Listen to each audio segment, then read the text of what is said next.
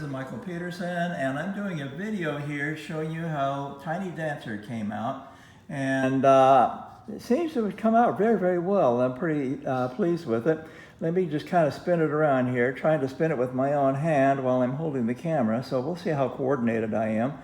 Anyway, but I tell you what, this little girl is cuteness overload, and I think it came out pretty well. So if anybody has any questions, please feel free to contact me, and have a great day. Talk to you later. Bye-bye.